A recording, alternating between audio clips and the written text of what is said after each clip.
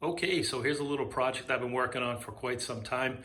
This is a pedal boat that I turned into a motorboat. And in order to do that, you have some legal requirements. So also, you're probably wondering how it's hanging off the floor like it is. That is a 4-point pulley system that will suck this right up to the ceiling, and it will allow me to open the garage door, drive the car in, lower it on top of the car roof racks, and pull out with it on my roof. So to make this legal, I'm in Massachusetts here, and you do have to have it numbered and registered. In order to make it legal too, you need oars, you need a fire extinguisher. I have a bilge pump. There's a little rope there to tie it down once it's in the water. I have night lights for the nighttime, of course. You need to have an anchor, which I purchased. And you need a whistle, which I have hanging from the top there, and or a boat horn, and I have both. There's a little can caddy we have there. So this is pretty neat. If the battery dies, guess what? Start paddling. And you can move yourself to shore. It does have a bimini top that came with the boat. And of course, I added everything else on. You need to have life preservers, one for each person. So I have a pretty decent size battery in here with a battery holder. It has plugs here for your cell phone to charge on each side.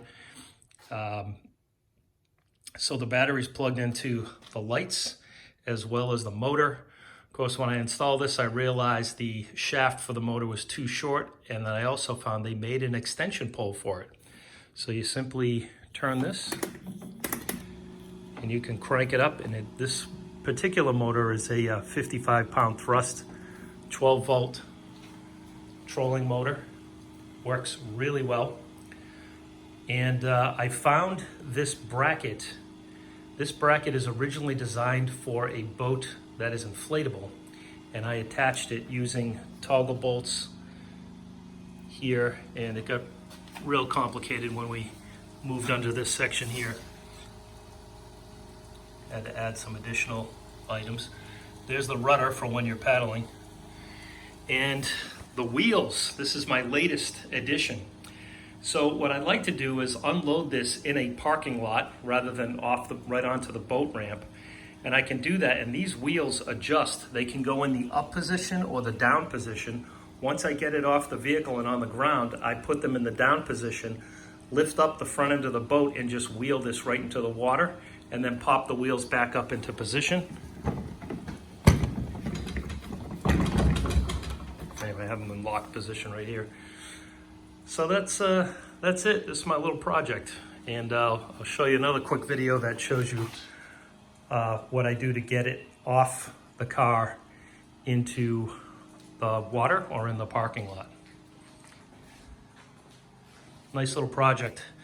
This project was born from seeing a video of a gentleman who took 2 kayaks and put them together with plywood and PVC pipes so that he could sit out on the water with his wife.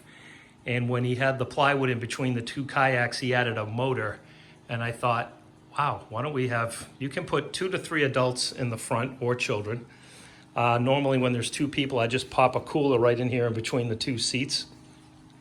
And you can have 2 kids sitting in the back here. These 2 wheels will fit seats, cup holders everywhere.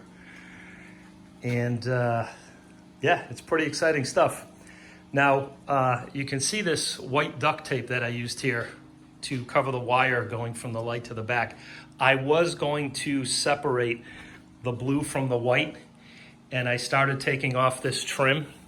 And when I did, I noticed there were a million heavy-duty staples stapling the 2 pieces of plastic together, and I thought that is just way too much work.